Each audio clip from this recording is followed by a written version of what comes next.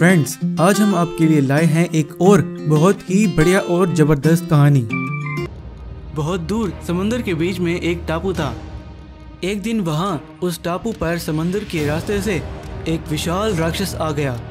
वो राक्षस एक जादुई दुनिया से आया था और वो राक्षस उस टापू पर आते ही एक इंसान के रूप में बदल गया और वो राक्षस उस टापू पर रहने लग गया। सुंदरपुर नाम के गांव में एक आदमी रहता था। उसका नाम चमन। चमन उस गांव का सबसे शातिर और लालची चोर था। चमन को जब भी किसी कीमती चीज या किसी छुपे हुए खजाने का पता चलता तो चमन उसे चुराने की कोशिश करता।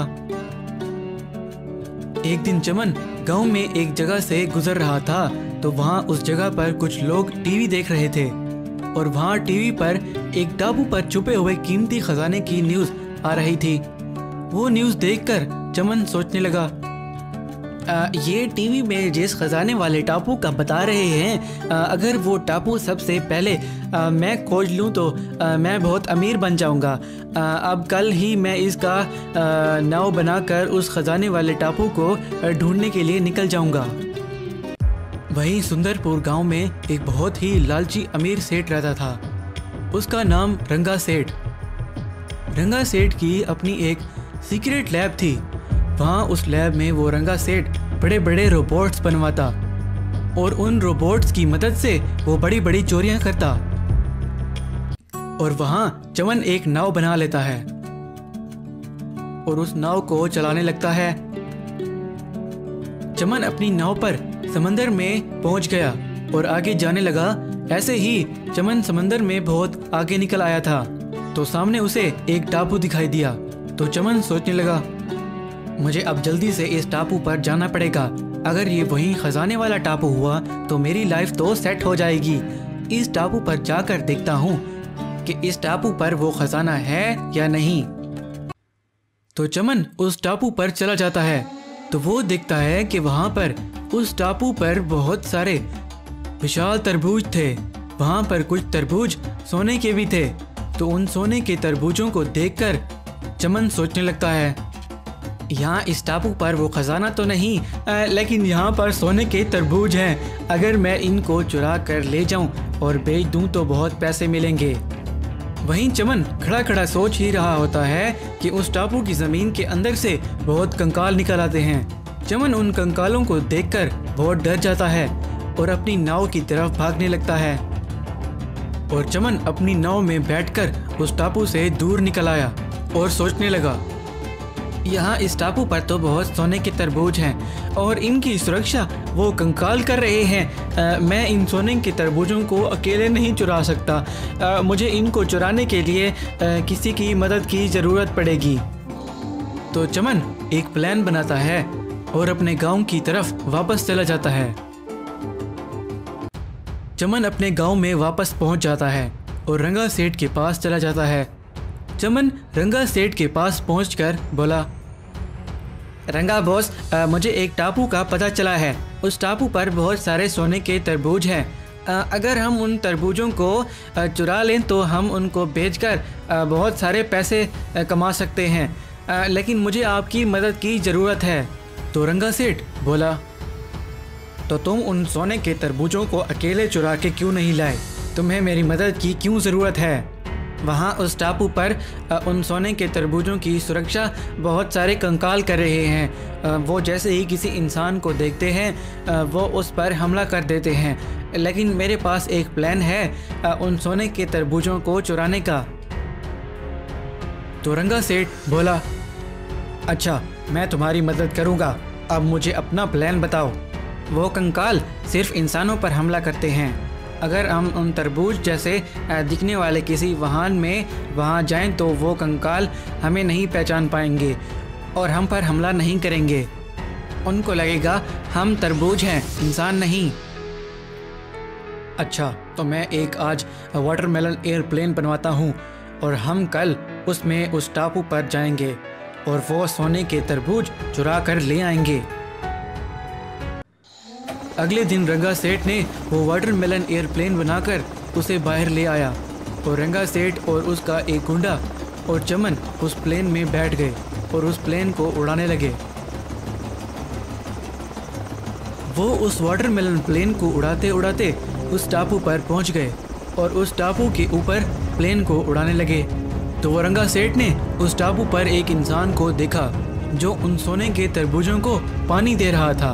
तो उस इंसान को देखकर रंगा सेठ चमन से बोला, चमन तुम तो झूठ बोल रहे थे, यहाँ इस टापू पर इंसान भी जा सकते हैं। वहाँ नीचे एक आदमी उन सोने के तरबूजों को पानी दे रहा है। तो चमन बोला, मैं झूठ नहीं बोल रहा था, वहाँ पर सच में कंकाल आ जाते हैं जब कोई इंसान उस टापू पर जाता है। चलो हम भी अपने प्लेन को नीचे उतारते हैं, हमें कुछ नहीं होता, कोई कंकाल नहीं है यहाँ इस टापू पर। वहीं वो टापू पर खड़ा आदमी उस वाटरमेलन एयरप्लेन को देख लेता है और एक बहुत बड़े राक्षस में बदल जाता है और वो बड़ा राक्षस उनके वाटरमेलन एयरप्लेन पर हमला कर देता है और उनका प्लेन तोड़ देता है और उस प्लेन में बैठे सारे लोग समंदर में गिरकर डूब जाते हैं। Magical giant elephant. बहुत दूर एक टापू पर सोने के हाथी रहते थे। वो आकार में बहुत बड़े थे। एक गांव में मनोज नाम का आदमी रहता था। वो बहुत चालाक और शातिर आदमी था। वो हर दिन कुछ न कुछ नया करने की कोशिश करता रहता। कभी वो उड़ने वाला साइकिल बनाने की कोशिश करता और कभी वो जानवरों पर प्रयोग करता।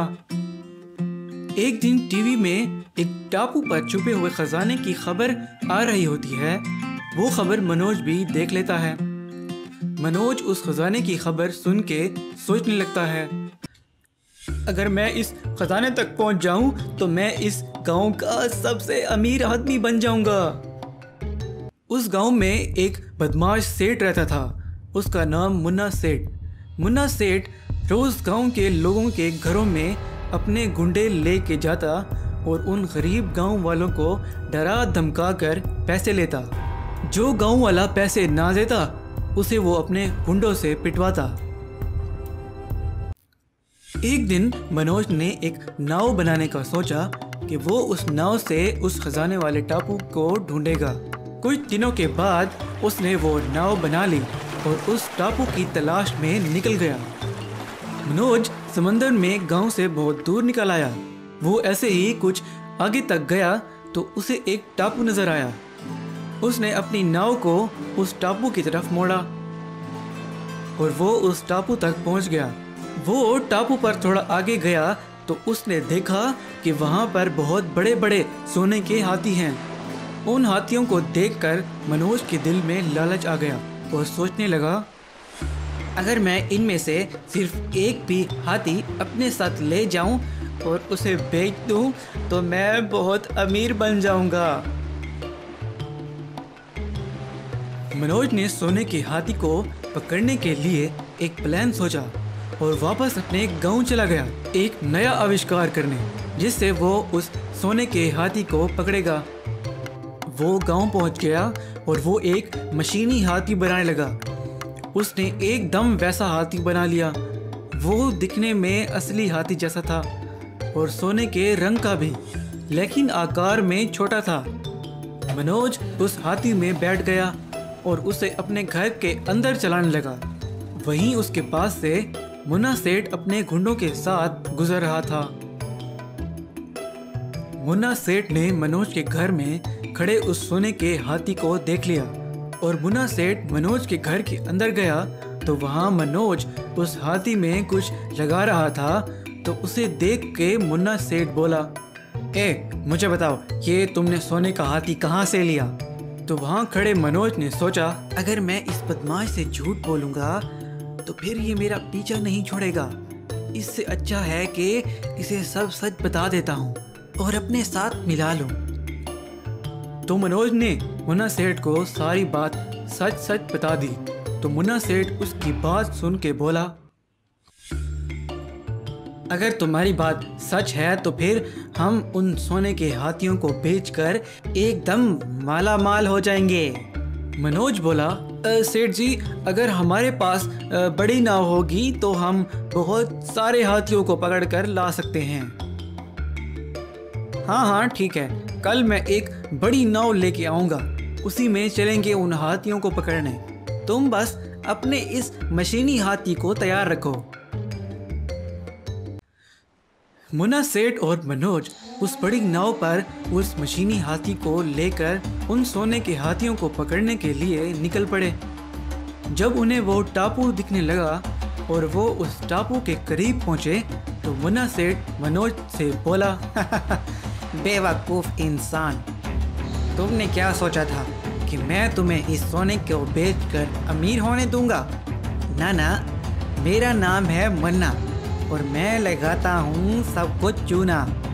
वो सारे के सारे हाथी मैं पकड़कर ले जाऊंगा और उनको बेचकर मैं खुद अमीर बनूंगा। मुन्ना सेठ अपने गुंडों से बोला, इसे पकड़ो और फेंको समंदर में। वहां खड़े गुंडे मनोज को समंदर में फेंक देते हैं और मुन्ना सेठ उन हाथियों को पकड़ने के लिए उस टापू पर पहुंच जाता है। जैसे ही मुन्ना सेठ और उसके गुंडे उन हाथियों के करीब जाने लगते हैं तो वहां पर नीचे एक लाल रंग की रेखा बनी होती है और सारे हाथी उस लाल रेखा के दायरे के अंदर होते हैं। मुन्ना सेठ और उसके गुंडे जैसे ही उस लाल रेखा के ऊपर से उन हाथियों को पकड़ने के लिए गुजरते हैं तो टापू के शराब से वो भी सोने के हाथियों में बदल जाते हैं